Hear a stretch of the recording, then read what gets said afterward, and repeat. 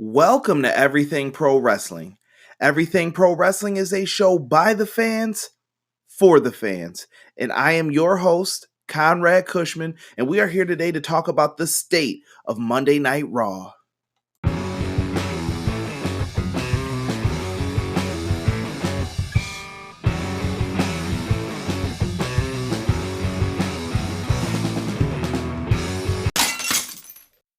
This is episode 33 of the Everything Pro Wrestling podcast. On today's episode, we are going to be talking about the state of Monday Night Raw, and you guys are not going to want to miss a single second of that. I promise. Also, big shout out to anyone who checked out my Survivor Series 2018 review because that became my most viewed video on YouTube. So thank you everyone for that. Give yourself a Barry Horowitz pat on the back for that. If you don't know what I'm talking about, look it up on YouTube. Also, Everything Pro Wrestling community, you guys have been tremendous in the Raw and SmackDown live threads that I post every week. You guys have been interacting, lots of conversation back and forth, and I appreciate that and everyone who's been interacting in there. So thank you, Everything Pro Wrestling community. You guys mean a lot to me.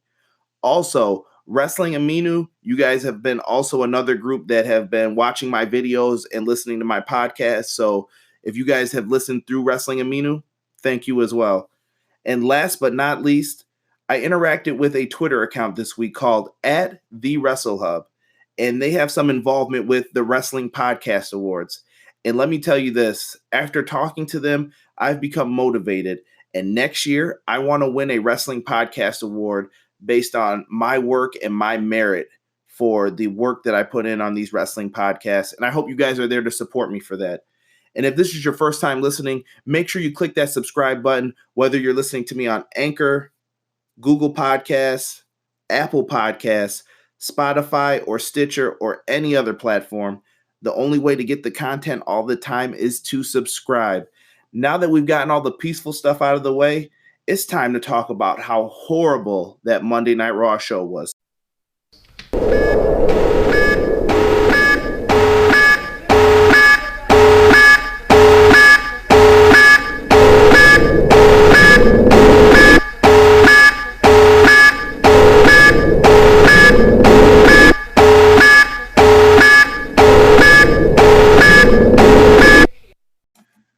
The nuke warning sound effect, guys, that means it's only time to address one thing, and that's the state of Monday Night Raw. And you guys are probably wondering, well, Conrad, what did this? What made you so angry about this episode of Raw? It goes all the way back to this week's episode of Raw, which took place on November 26, 2018. This show was a steaming pile of shit, 100%. I saw some people say that this is the worst episode of Monday Night Raw that they've ever seen. I don't know if I go that far, but this show sucked. Absolutely. And I will say that on record. Now, let's get into some of the stuff. We had their usual 20-minute segment, and it's just so formulaic at this point that people are tired of it. So I'm going to quickly just run through all of this. 20-minute segment with Baron Corbin and his usual BS, bragging about what he did to Braun Strowman the week before. Whatever. You get Elias versus Bobby Lashley in the first match. If I heard them say the almighty Bobby Lashley one more time, I don't know, man. I was ready to turn it off just hearing them say that. They just overdid it, and I'm like, dude, I got it. The almighty Bobby Lashley. Build up for a couple weeks and say it, and it's fine. People will get it. You don't have to say it a million times. We also had this match that was just kind of meh, and that's nothing against Elias because Elias was probably one of the few things that I actually enjoyed on this show. The Bobby Trashley or Bobby Lashley sucks stuff, beautiful. Absolutely enjoyed that, but the match, meh. Lashley gets the victory after some Corbin BS where he changes the rules, and we have to see a GM figure all the time on the show, right? Whatever. We had the Lucha House Party versus the Revival with these Lucha House Party rules. What? Why are baby faces taking advantage to get a 3-on-2 advantage or whatever? I mean, with New Day, I get it. They did it Freebird style. But why is Lucha House Party doing this? I don't know. It's not getting the reaction that I want for it. And the Revival, treat it like shit once again. Then we had a Nia Jax segment with Tamina, And I don't know if this is in order or whatever, but I'm just talking and rambling off of stuff too. So we had Nia Jax, and she does this promo about how she's gonna knock people out, and she's running the women's division, and she's gonna take the belt from Ronda Rousey. Whatever, dude. I get it, I hear it, but no, Nia Jax cannot carry a promo by herself like this. It was very awkward. And if you thought Nia was the worst part of this, I don't think so. I think it was actually the Ronda Rousey part that made this absolutely horrible. I did not enjoy this at all. I thought the Ronda Rousey stuff was shit. She looked like she had pink eye, number one. She came out and she doesn't sound believable. She is not someone who, she being Ronda, she's not doing it for me on the microphone. She sounds incredibly fake now, and I don't know if someone's writing it for her, but whoever's helping her, make it sound more natural. Ronda's using words that I'm like, I don't think she talks like this, but maybe I'm wrong. I don't know. But we had the Riot Squad come out and they jumped Natalya again. Who cares? Sorry to say that with the stupid jacket storyline, this has been happening. Oh, God. The Authors of Pain versus Bobby Roode and Chad Gable. Chad Gable, I feel for you, my friend, because you're actually one of the people that I like, and you're going to come up again later on in this review. Bobby Roode having his jacket or his robe, I'm sorry, taken by the Authors of Pain, Drake Maverick's their manager. Drake Maverick took his robe and went backstage, and then we saw Drake Maverick peeing on Bobby Roode's glorious robe. WTF, dude? Like, what is this? What is this, dude? Shit, like, this is complete shit and toilet humor, and you know Vince McMahon loves this crap. No pun intended. And you know that he's enjoying all of this, and I thought it completely sucked. Bobby Roode cared more about his robe getting peed on than winning the tag team titles. The Authors of Pain, their name have been shortened to AOP, so they're just called AOPP at this point because their manager pissed his pants at the Survivor Series because of Big Show. What is this? What is this? I'm just going to keep saying that because that's all I got. Ember Moon forced to team up with Kurt Hawkins now for the Mixed Match Challenge. So Ember Moon had Kurt Hawkins in her corner as she took on Alicia Fox with Jinder Mahal. Ugh.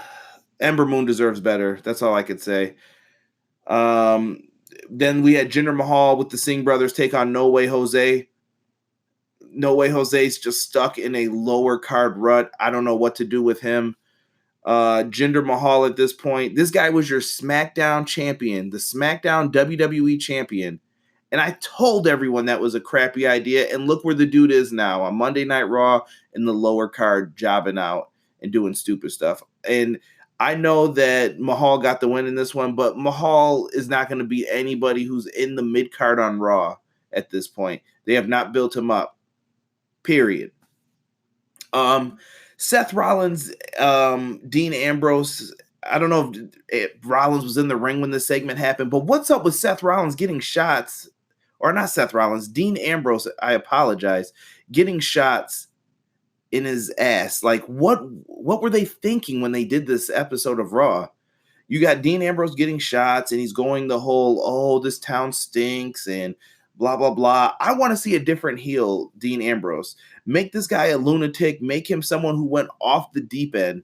But instead, we get the usual chicken shit heel WWE stuff, whatever. And then the big match on Monday Night Raw that was built up was Seth Rollins having an open challenge for the Intercontinental Championship. We had guys like Cedric Alexander, Mustafa Ali, Ricochet, people from all over the WWE saying, yeah, that'd be cool if I could get the shot. You never know who's going to come out. They're teasing it on Twitter all day. So I'm like, oh, this might be really cool. What do we get? For the 15th freaking time, Seth Rollins versus Dolph Ziggler. Dude, we've seen this match since June. Can we get something different? Please. Please. Was it a good match? Absolutely. Rollins and Ziggler always put on a good match. But guess what? Dolph Ziggler could benefit by taking a year off from WWE and maybe even wrestling, period, to just give people the chance to miss him. And Seth Rollins, you've been doing a tremendous job. I just want to see you in there with some different people, whether it's Ambrose, Brock Lesnar, just different guys in the ring with you, Seth. That's it. No issues with the match at all, but just something different from storyline standpoint. Alexa Bliss was announced as the GM. Why would a competitor be given the GM spot like she wasn't going to be biased? Stupid crap like this, just whatever. They end up having some segment with Bayley and Sasha. Dear God, what happened to them? They were the hottest act that you had at one point from NXT, and they put on a great match, probably the greatest women's match that this company's ever seen. And what are they doing? Crappy segments like this on Raw with Planet fans in the audience that you could clearly tell. Excuse me, I had to get a drink there. And then we get to Baron Corbin, Finn Balor. Crap match. Don't know. Don't care. Corbin, McIntyre, and Lashley and all them just beat the crap out of Finn. This show was unbearable. It sucked. It sucked. And I can even go to the Everything Pro Wrestling group, and I will let's see what's in this thread here. There's not too many comments. Let's see. Elias is so over. I was hoping that it was Bray. Everyone was expecting Bray Wyatt on this show, and they didn't get it. Nothing of it. We get some more conversations. It gets quiet for a minute. Nia Jax is as boring as Tamina looks from James Farley. God, the tag division needs serious respect, like damn from Eric Patterson. Oh Lord, here comes a stale promo from Ronda. This show was horrible, and people were hoping Bobby Roode turned on Chad Gable after the match. No, he gets his robe peed on. That's what we got instead.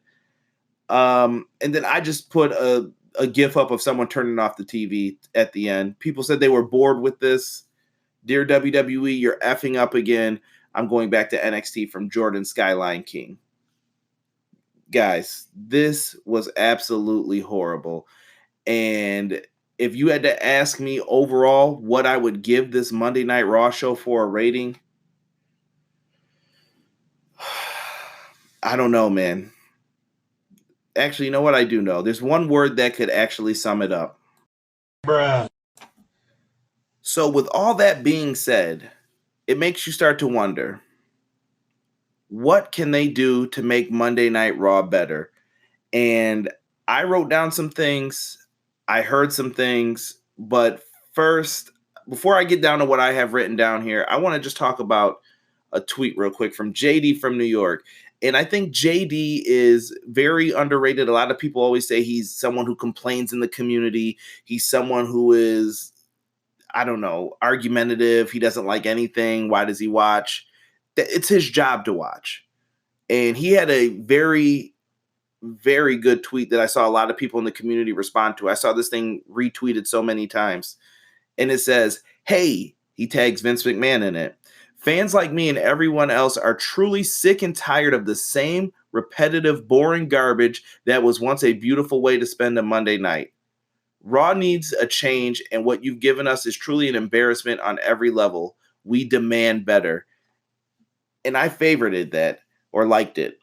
JD is on the money with this, and I'm going to talk about my tweet too that got a little bit of interaction, but my tweet needs some explanations behind it. JD laid it out perfectly and told the WWE's CEO, the main man, Vince McMahon, what he thought of everything.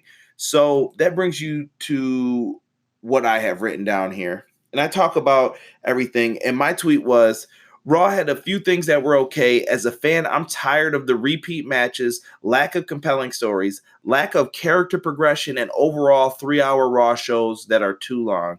I really wish I got to take that WWE Fan Council survey. Hashtag done. And then there's a gif of someone turning their television set off.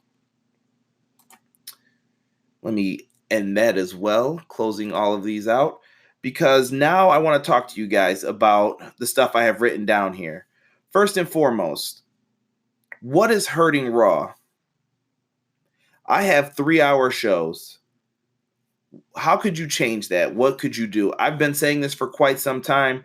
I feel that these 3-hour shows could have 205 Live in the beginning of Monday Night Raw. Why not have the cruiserweights they own that first hour, because that's what they used to do in WCW.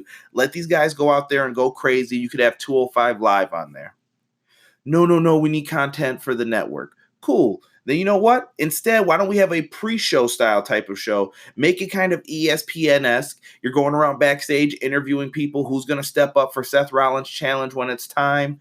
And maybe you interview some guys, and this is how you can see people get screen time, mic time, and you can set up matches throughout the show with that. Right? Something very interesting, I think. Next, I have the creative team. Creative team needs to be strong.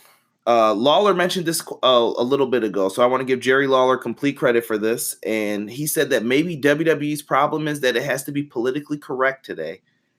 And they have to watch their political lines due to Donald Trump's relationship with Vince McMahon and Linda McMahon. Linda McMahon is in charge of the Small Business Administration. Maybe they have to watch that. But let me ask you this. I listened to Bruce Pritchard's podcast, and I wonder, does anyone stand up and fight back anymore for ideas when it comes to Vince McMahon?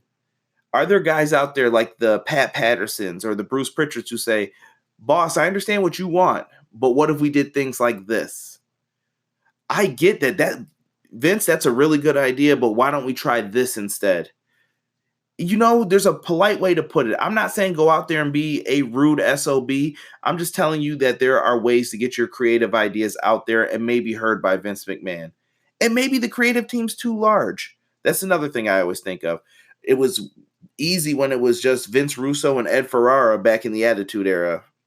But maybe we could benefit from a creative team that's a little bit smaller in scale. Next, I have up our lack of compelling storylines and character progression. So lack of compelling storylines and character progression. So what do I have written in here? I have some names written down. And I have good and bad piles. Let's look at the good first. We have people like Becky Lynch, who have recently risen to what we all knew she could be in NXT. I saw a lot of potential with her, but she has really been on the ball. Like, she's done everything that she's needed to do. Daniel Bryan, another person who no one expected him to rise up, but a lot of the indie fans knew Daniel Bryan, Bryan Danielson, whatever you want to call him, that he's an excellent wrestler and he has talent. And we have a lot of people from current NXT. Maybe Kevin Owens is someone else who benefited from this, but recently he hasn't. But these are the good things, right? Coming out of character development. But then you have things like this. Nakamura. You guys signed Shinsuke Nakamura from New Japan Pro Wrestling, and what is he doing? He's the U.S. champion, and we never see him half the time on SmackDown Live. Oversight, or is this being done on purpose? I don't know. You tell me. You're the one writing the show that I'm supposed to care about. Next, I have AOP or AOPP. These guys were a dominant force down in NXT. They had Paul Ellering as their manager. You could have brought him up, but instead you said no. Then you realized that these guys need a mouthpiece, and then you put him with Drake Maverick, your 205 Live GM. And now they're called AOPP because Vince McMahon needs a good laugh. That's bullshit, and you guys know it. The Bar. These dudes got beat up with Thanksgiving food, and they're your tag team champs on the SmackDown Live brand. What in the hell is this? NXT stars. Look at Neville. Look at Tyler Breeze. Look at the people on 205 Live. These guys have all been crapped on. Why would they care at all about anything? They're not in anything compelling. Their characters are showing no progression. What are they doing with all of this? I throw my hands up. I got nothing. Repeat matches. How many times have we seen Dolph Ziggler versus Seth Rollins? 15 to be exact. Rude and Gable versus The Ascension. People were sick and tired of seeing these same repeat matches. And I'm sure you guys can name a million, so I'm not going to name anymore. But repeat matches suck. And I don't want to see them for 3 months straight. Got to keep it real, guys. Like, That shit is horrible. And then we want to talk about this WWE Fan Council survey. I have some of the stuff written down in here. It's not exactly what was said, but something that we can all just relate to. So WWE sent out a survey because they probably realized, hey, our shit's going down and it's getting real shitty, so we better start thinking of something. Or they're going to use these numbers to justify some other BS, which I'll get into towards the end. So they asked fans about the following. Are storylines not given enough time to develop? Yep. Are deserving wrestlers not getting coverage? Yep. If current champs have earned their spots, it makes you wonder sometimes. It's not like the old days where you had to climb a ladder to go through being, whether it's European hardcore champion to get to the tag titles, to the IC, to the world. It's not like that anymore. People just go into a spot and then they fill it, then they usually drop back down. Look at Randy Orton winning the U.S. title, John Cena winning the U.S. title, Seth Rollins becoming the Intercontinental Champion now. Like, I don't know. People just jumped all out of order. Are wrestlers too scripted with the promos? Hell yes. That shit is terrible. That's why Ronda Rousey sounds horrible, in my opinion. She sounds scripted. Get rid of that. It was better when people were shooting off the cuff and they're talking about whatever. If you can't hang, you can't hang. That's how we got guys like The Rock, Triple H, Stone Cold Steve Austin, the guys that we miss in pro wrestling. Those guys weren't reading off a script. They had their bullet points. They went in there and they did their thing. And I think we need to train guys to get back into that mode. Also, they asked if WWE shows are too long. Say it again. Are WWE shows too long? Hell yeah, dude. No one's trying to sit up here and watch 4-hour pay-per-views once a month. No one's trying to sit up here and watch a 3-hour Raw show. 2-hour shows, cool. 1 hour NXT. I wish it was longer, but you know what? Leave it where it is. But Raw being 3 hours, horrible. The pay-per-views going on forever and a day, horrible. We don't want that. At least I don't want that, I should say. Are fans too focused, or I'm sorry, is WWE too focused on corporate interests? Hell to the yeah. Dude, they show way too much corporate stuff on the shows that I'm sorry. I'm numb to it at this point. Are some of them good things? 100%. I love the Connor's Cure. I love when they do stuff for the kids, or when Roman Reigns got that check for his leukemia battle. Like, that stuff's cool, and he donated it to a charity. I like it. But when you do it every single week and you're showing the kids and the bullying stuff in school, and some of these people in the company are bullies themselves at times, like, what is this? I don't know. It just makes you look hypocritical. So some corporate stuff's good, but just not too much of it, and it's too much at this point. And then my question to whoever does the surveying stuff is this: are you actually going to use the info? I mean, are you actually going to care about what I typed out and wrote? Or are you going to check social media to see what the fans are saying on Twitter? You got a whole bio full of people that you could get information from, whether it's Delexman, JD, myself, the Sala Monster, any fan who types with the hashtag Raw. You guys can look up all this stuff yourself too. Are you going to actually use it? Are you going to provide feedback that is worthwhile to the fan base, saying like, listen, we heard you and this is what we're going to do? Are you going to use this just to push WWE's BS agenda? What do you mean by that, CJ or Conrad, whatever you want to call me? What I mean by that is, numbers don't lie, people do. You can make numbers say different things depending on what the person wants spewed. So they could use this and say, okay, we got 1,000 people who replied to this survey, and we like 100 of the answers, but that's only 10% of the market who are complaining. So it doesn't matter anyway. Don't justify your BS with all this stuff, saying, well, globally, we have 10 million people who like it, and only the 100,000 are complaining in the survey. Don't do any of that crap. This shit's bad. I'm telling you. I know when stuff's getting bad. This is like getting on 1995 levels of bad. And if you don't know about that new generation era period, let me know and we'll have a good discussion about that. So what does all this matter today? This leads to something else that has been coming up with the wrestling world, and I haven't mentioned it yet, but there are options right now with wrestling. We have the All Elite Wrestling which is starting up, which is supposedly Cody Rhodes, the Young Bucks, Kenny Omega potentially, whoever else is in the Elite. And they have been talking to the Jacksonville Jaguars owner, Mr. Khan, and there's a rumor circulating that they're starting a new wrestling company. But besides that, you can also watch New Japan Pro Wrestling. I hear a lot of fans who complain about Raw. Have you tried New Japan? Also, have you tried Ring of Honor? Have you tried Lucha Underground? Have you tried Impact? I heard that they've been getting better. I don't know how good it is, but I've heard they've been trying. MLW, that's a product that I have yet to check out, but I'm interested because I want to see Brian Pillman's kid wrestle and Davey Boy Smith. It sounds like they have a Heart Foundation group going on in there, and I'd like to see that. CZW, not my cup of tea, but maybe someone else will like it. And your local indies. You guys can go out there and support each and every one of these guys. So if you're tired of WWE, there's options out there and there's stuff to do, but it's all up to you what you guys want to hear and do. Let me know what you guys think of everything with Monday Night Raw. And before I end this segment, I do want to go to the Everything Pro Wrestling group again.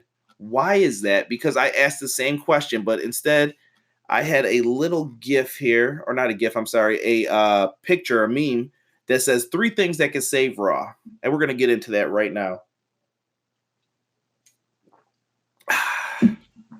Excuse that, needed that water.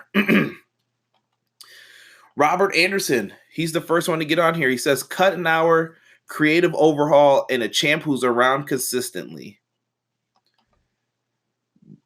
Jordan Skyline King said, finish champ. I told him we need more than that. Then we have James Farley, and he says, make the first hour if they must do 3 hours, which they are stuck contractually doing. And I understand from the corporate standpoint, they have to do that. But he says a studio type show, similar to what I said, like NFL, Fox Sunday, or CBS, a kickoff show type. Go over storylines to help tell the story. Number 2, he says, get creative. 2 people in a feud shouldn't wrestle on every Raw. There are many ways to progress the story. 3, get rid of Vince, Kevin Dunn, Shaky Cam Lover, and 90% of the writers. Thank you, James, for that. Casey Briggs, cut an hour. Vince gives up power and trim the roster. Jordan Skyline King then replied again, Triple H runs the show like he runs NXT. Let's see here. Robert wanted my answers, and I gave them earlier in this show. Philip Timms Jr. says CM Punk for his 3. Eric Patterson says, go back to 2 hours. 2, major creative overhaul like I know Paul is writing. I'm assuming he's talking about Paul Heyman. I'm not sure if he's writing. That's a rumor. But I feel he's being restricted because he could do way better and make every title mean something and not just a prop. Avery Washington, man, it's more than 3 things, sir. Man. And he never replied back, but I asked him to get more into it.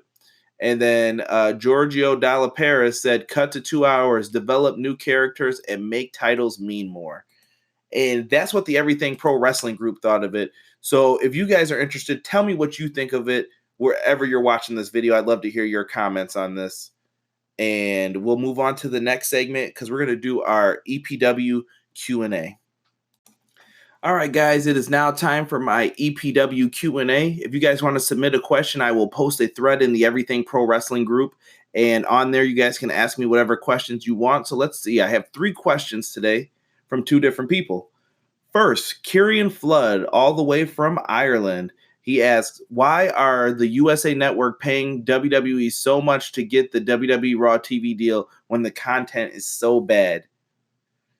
Well, Flood, the easiest way to answer your question is this. The content may be bad to us as wrestling fans, and maybe we're a little bit spoiled, but at the same time, Monday Night Raw is still in the top 5 ratings every Monday night. It's not like it's getting killed. It's just not as good as it used to be. Monday Night Raw is still a big draw, and USA wants to keep them on that network because that is a big draw for them. It leads to other shows, and it leads to advertising rights and everything else. So there's ways to make money, and people keep tuning in. And until people start putting down the remote and making WWE hurt where it counts, which is in their pocket, that's not going to change. Next, Robert Anderson. We've all heard stories of legit bad MFers in the industry like Harley Race, Haku, Ernest Miller, Bad News Brown, Suzuki, etc. My question is, if you had to pick one to back you up in a brawl, in a bar brawl, who would it be and why? And I think I know your answer, LOL. Thank you, Robert, for that. And before I do that, let's look at some of these names here. Harley Race, I've heard some stories about him, and I heard that he could beat some ass. Um, Ernest the Cat Miller, I don't know too much about. I know he's a legitimate karate champion, so I don't know if we mess with him. Bad News Brown, I've heard some stories. Suzuki, yeah, he's crazy in the ring. I don't know if I want to mess with him, but I skipped over one name, and I hope you know that's my answer. There's only one man who I would have backing me up in a fight, and that's Haku. Haku is the baddest man ever in pro wrestling, according to the stories, and that's the guy I'm picking. When someone hits you over the head with a billy club and you say, no, brother, that's a bad dude. And I always enjoyed Haku as a wrestler, even as a kid. I like King Haku in the gimmick. I loved Haku when he was Ming in WCW in the Faces of Fear. And I loved him when he was the hardcore champion in WCW, beating the crap out of Norman Smiley. And we all know Haku could kick some ass. So Haku is my answer for that. And Robert Anderson, once again, what is your favorite in-ring style to watch and why? And he has some examples for reference. Lucha, think of Rey Mysterio. Shoot, Kurt Angle. Technical, William Regal. Brawling, The Undertaker. Striking, Aleister Black. Pageantry, Hulk Hogan. Big Man, Big John Studd. Hybrid, Big Man, Vader. Basic all-around, Triple H. Hardcore, too many deathmatch guys, and etc. Robert, I can be honest with you and say that I don't have one particular favorite style. I actually like the meshing of styles. I enjoy matches with Rey Mysterio, Kurt Angle, or William Regal versus Kurt Angle, or Taker fighting an Aleister Black, Hogan fighting an Undertaker. There's some great dynamics and stories that you could tell. I enjoy the high flying stuff. I enjoy a little bit of everything, but I'm more of an all-round kind of guy. I want to see you be able to go in that ring, tell a story. You don't have to be a small guy doing a million flips, but you also don't have to be the biggest guy either. I want to see a good story, and I've seen good big man matches. I've seen so many good other types of matches, but do I have a particular favorite?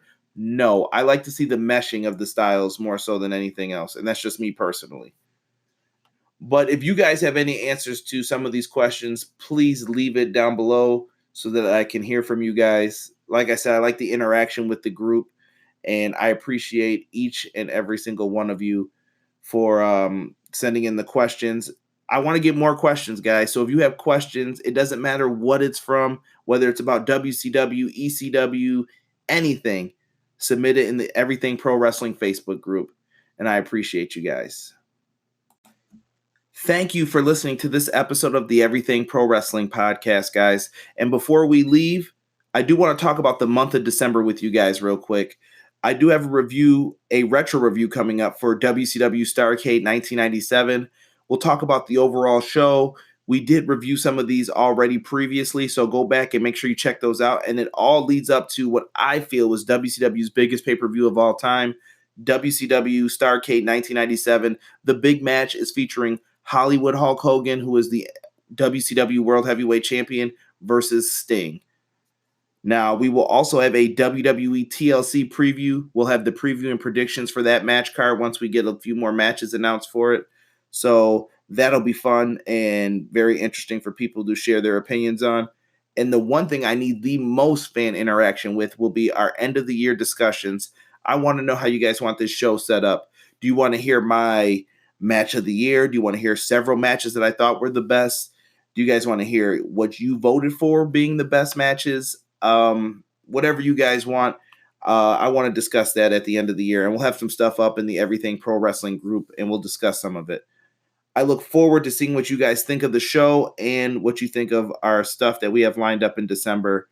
Thank you guys so much for listening to the Everything Pro Wrestling podcast. Oh, and one last thing. I would like to wish my beautiful wife, Lauren, a very happy birthday. Thank you guys for listening to this episode. Peace.